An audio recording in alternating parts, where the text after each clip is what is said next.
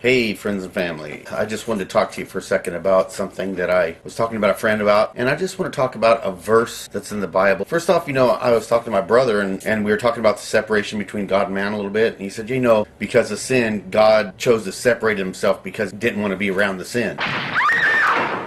And I just want to clarify something about that a little bit. And there's a lot of people that might feel that way. But see, that's not the case. The Bible proclaims that after man had sinned, even if you've seen the face of God, that you would die.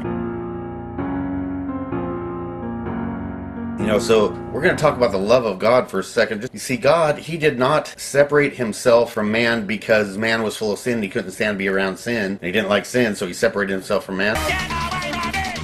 That's not how it works. The truth of the matter is that, see, if man with sin would have approached God, he would have died instantly. So for man's benefit, God separated himself from man because the love he has for us, the love the Father has for us, the love Jesus has for us, it caused him to separate himself from man so that man wouldn't die, so that later he could save us. And the other verse I wanted to talk to you about is a verse in Jeremiah. I will give them singleness of heart and action, so that's not the verse. Dang it. Okay, it's Jeremiah 32:39, and it says in the King James Version, "And I will give them one heart and one way." One heart and one way. We've all heard Jesus is the way, right? And all that. But you have to really break that down to understand the love of God through this scripture. Let's go on an imagined journey. What?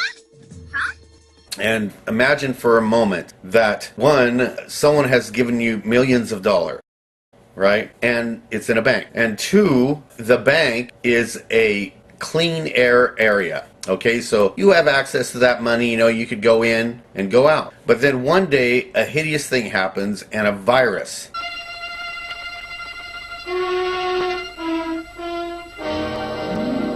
Say a virus sweeps the world, and anybody that has the virus, when they enter into the clean air environment, that virus causes the death of the host. So in other words, as soon as you entered that clean air environment, you would die. And also imagine for a second there's no such thing as internet or phones or anything. So to get that money, you actually have to go to that bank. Okay, so now you have a problem. You have no access to your money, right? You have all this money in the bank, no access to it, because as soon as you go in the clean air environment, because the whole world has this virus, you die. Okay, problem. Okay, so here's what the Father God, he sort of said at that point. He goes, I'm going to supply one way. And so this child is born, and everybody is amazed as this child grows that he is immune to this virus, right? This child, we'll call him Jesus. Jesus grows up and he's immune to this virus. So he grows up and everybody still is amazed by the time he reaches adulthood that he is immune to this virus. All right? And soon we realize, hey, all we have to do is go ask him. Maybe he can go into the bank for us and get our funds. So when we go to ask him, he says, that would be a great thing, and I'll do that for you. I will be the mediator, but I want to go one step closer. What I'm going to do is I'm going to move in with you.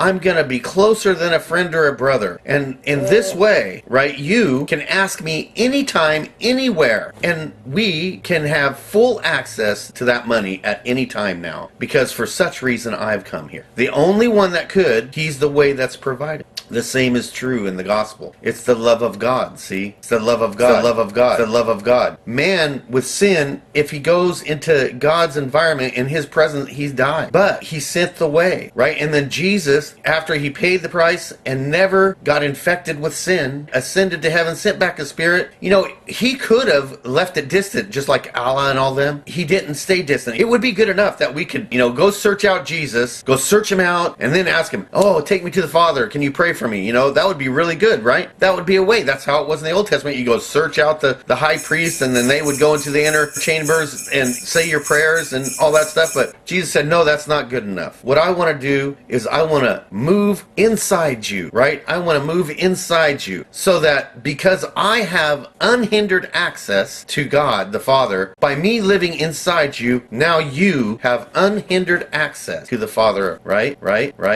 So Christ moves inside us us and is closer than a friend or brother, so that we can at any time get down on our knees and pray to the Father and have unhindered access. He's the only one that can do it. And right here in Jeremiah 32:39, the Bible clearly says, I will give them one heart with Jesus, right? And one way, Jesus Christ, the love of God. I hope you enjoyed it. See you later.